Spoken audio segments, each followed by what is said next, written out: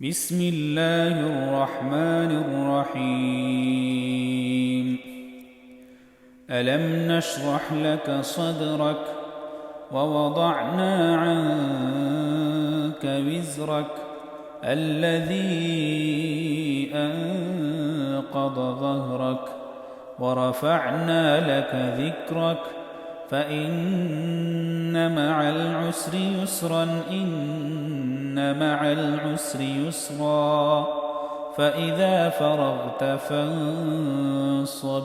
وإلى ربك فارغب بسم الله الرحمن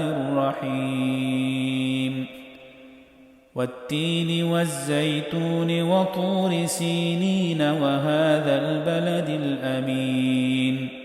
لقد خلقنا